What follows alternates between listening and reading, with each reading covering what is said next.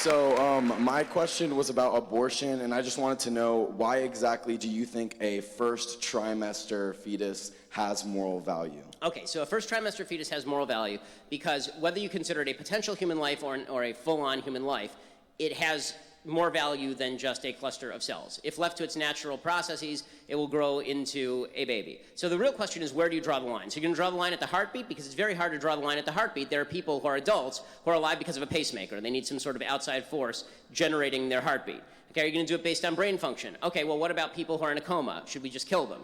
Right? The problem is, anytime you draw any line other than the inception of the child, you end up drawing a false line that can also be applied to people who are adults.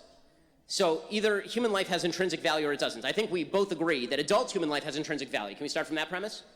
I believe that sentience is what gives something moral value, not necessarily being a human alone. Okay, because, so when you're asleep, can I stab you? I'm still considered sentient when I'm asleep. Okay, if you are in a coma from which you may awake, can I stab you? Well then, no. I guess not. I mean, like, I'm glad you answered that, because I have no interest in actually murdering you. But that's still potential sentience, and it's still a potential. Like, I agree. Like, it is potential sentience. You know what else is potential sentience? Being a fetus. The issue with that.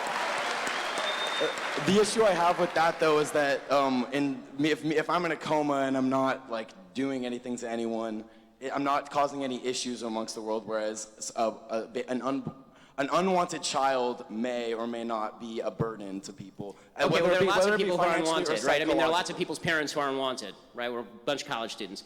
You know, the problem is that now you're shifting the argument, right? Before you were making the argument based on the intrinsic value of a life based on sentience, and now you're talking about the level of burden that somebody presents as a separate moral argument. Okay, I don't believe that you being a burden on somebody is justification for them killing you, as a general rule. I'll leave it at that, but I appreciate you and thank you. No, thanks.